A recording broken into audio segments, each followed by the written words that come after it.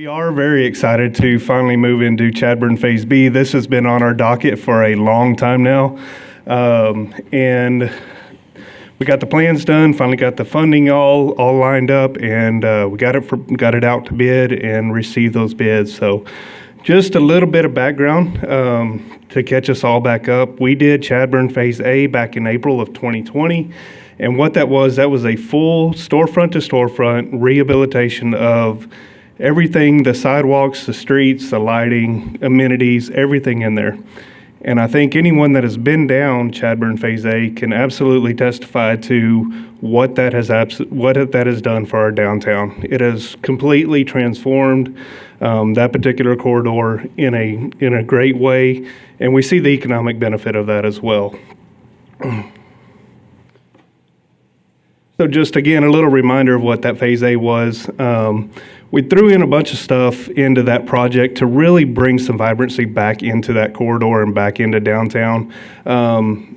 It brings life, it brings some creativity, and it brings some aesthetics to that area that is very important for economic growth, for visitors' experience, the citizens' experience down that corridor. And we really wanted to incorporate that, and I think we hit that nail on the head whenever we did that Chadbourne Phase A.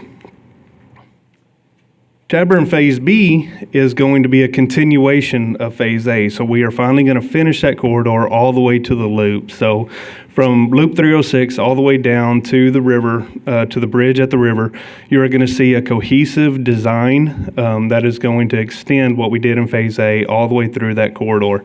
So you have that same design element, that same feel throughout that corridor, and we expect this to be the catalyst for the development that we saw in Phase A to continue in Phase B from a reinvestment, revitalization of that entire corridor. It is going to be the same thing, a storefront to storefront rehabilitation of all the sidewalk and the pedestrian elements, as well as incorporating those features, like bike racks and lighting and new trash cans and artwork and all the amenities that you see and that we love in that first phase. So we went through, we got the design done, and we published that bid, ESO 325, in July 30th of 25. We got it back. We did receive 2 bids on Phase B.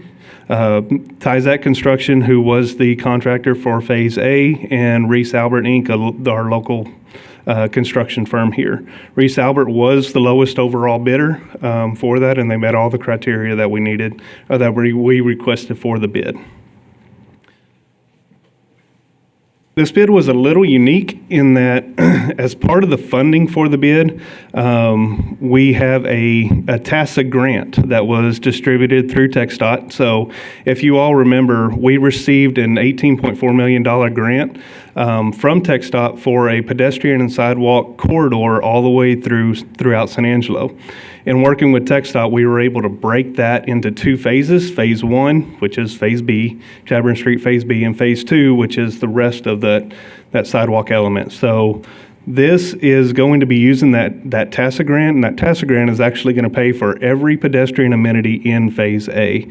So a little over $4 million is going into that TASA grant funding. That's money that the city would have had to pay, but because we were awarded that grant now, TxDOT, the state, and the federal money is going to pay for that portion. We have a matching component of it, but we have that covered through the generosity of our tiers board. They gave us the matching component for those elements.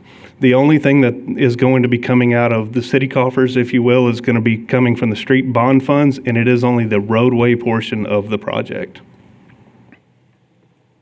So a total of the project is going to be $13.2 million. The actual bid amount was $12.7, and we have $500,000 of contingency that we're asking council to award as part of this award. We know with these projects, especially one of this scale and of this scope, that there's going to be some changes that need to be made throughout the way. We want to have that flexibility and that funding set aside to cover that as we go through. All those changes as part of the grant application, everything that we do, everything that we change has to not only go through council if it meets the correct criteria, but it also has to go through TxDOT for their concurrence. We have an estimated timeline working with the contractor of about 24 months to get this done. It is a few more blocks than Phase A was, so there will be a little bit of extra time. The good thing is we learned a lot of lessons on Phase A. That was our first time going through a project of that magnitude. So we as staff got to learn a lot. I think Reese Albert also was, they had their eye on the project and they observed a lot. They are, in our opinion, respected contractors. They know what they're doing, so we expect this 24-month time frame to be well within the amount of time that we can get that full corridor done. Patrick, let me stop you right there. How many are we waiting on Reese Albert for any existing projects that are in line? Excuse me. Reese Albert is working for us on a project right now. They are doing the 29th Edmund Glenna project on that. Right. We don't expect that to impact this Chadbourne Phase A project, though. Again, the way that construction projects work, everything works in phases. We do have the underground amenities done already on Chadbourne Street, so we don't have to take care of that part of the project. That's always the frustrating part is people see us start, and there's a whole lot of time and work that has to be done underground that gets buried. And, the citizens feel like, they're just not getting anything done. In this project, though, you will actually see a little bit visually see more progress quicker in a more timely manner. Still going to phase it in like we did the first phase where we do block by block and we allow access to those businesses, working with the businesses, letting them know what's coming up, what the timeframes are. Again, lessons learned from Phase A. We're going to be incorporating that into Phase B to have that minimal impact, but still get a pretty amazing project completed. And that's one of my main concerns. As on council, we're all going to get phone calls from some business owners. You're parked out in front of me. I can't get in my door.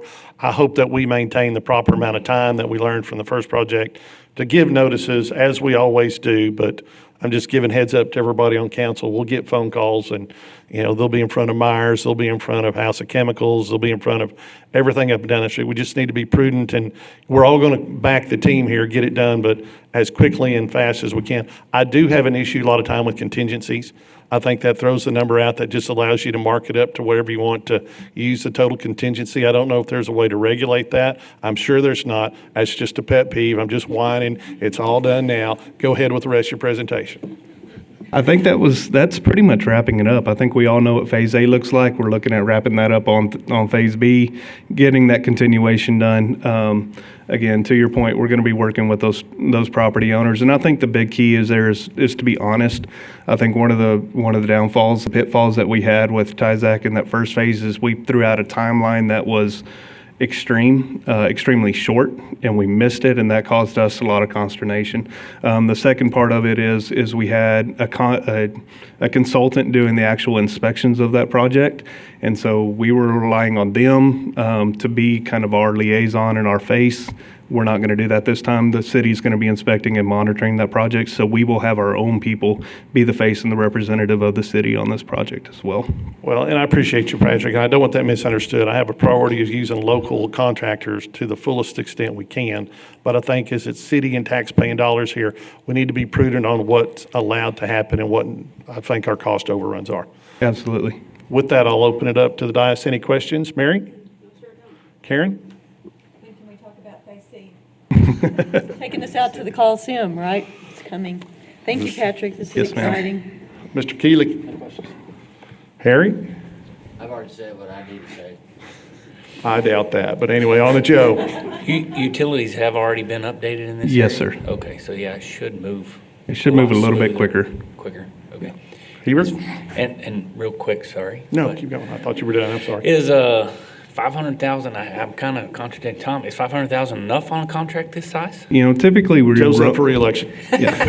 Or recall.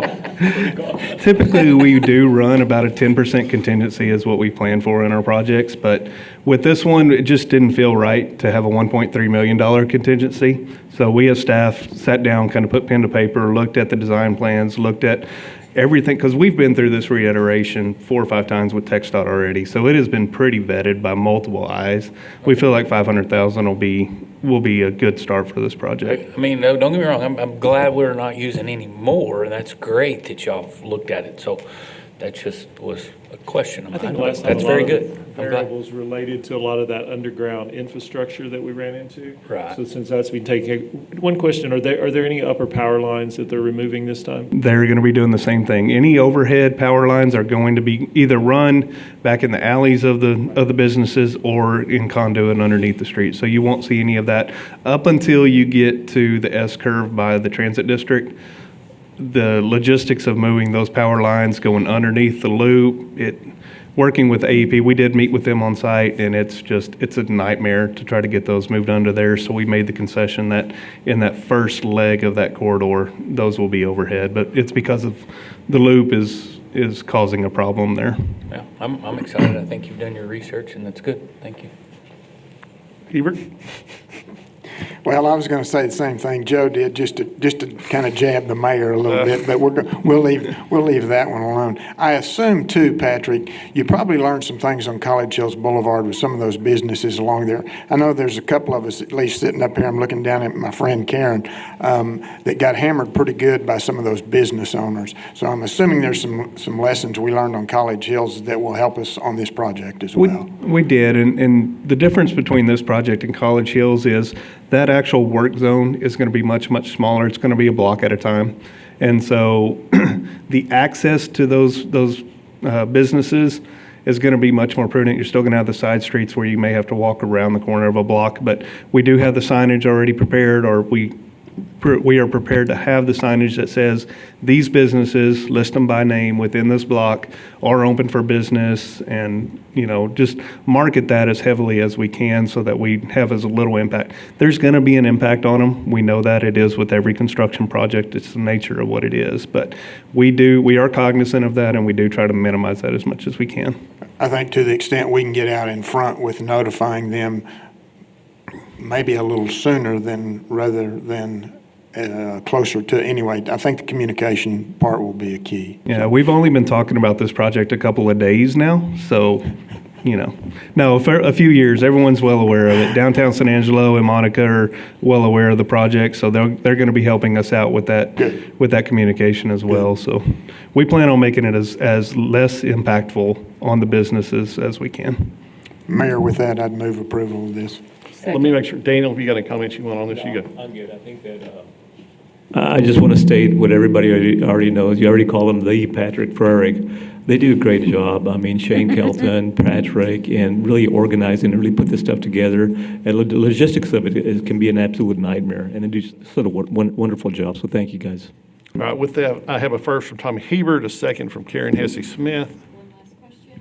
Oh, we're going to have one more question that just popped up. Start date. So we've got to, the start date, I'm going to give you a general answer. So we have the contract in TxDOT's hands. As soon as the TxDOT concurs with the contract, we'll get that executed. So we expect a 2-week turnaround on that. So hopefully, again, we run into that holiday period, right? So we're going to have to be kind of cognizant of when do we start, where do we start, how do we start running into that holiday period around Thanksgiving and the Christmas time. So I don't want to give you a solid answer right now, Karen, because there's some things that need to be worked out on that. But we want to get moving as soon as we can, but with as little impact as possible. Sure. We've got our end date, right? Within 2 years. Within 2 years. Yeah, you know Yes. what? Patrick, go ahead and ask your question. I'm sorry.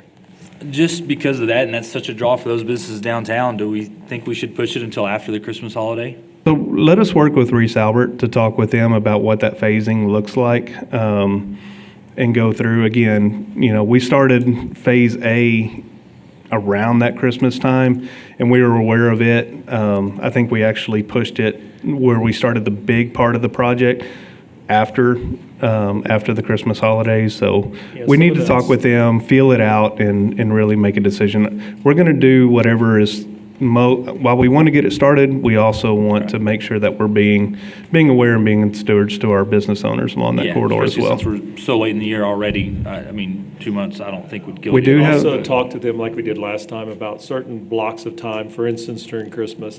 If they've gone ahead and started the project, that's fine. They can get some of the stuff done. We'll talk to them about trying to keep that stretch open during certain times of the year so that people can access from the front instead of going from the back. So we'll talk to them about that seasonal blip right there. Perfect. Thank you. Mayor, Yes, sir. if I might, one more time. Absolutely. 24 month project, and I've been babysitting this thing for already about 6 years.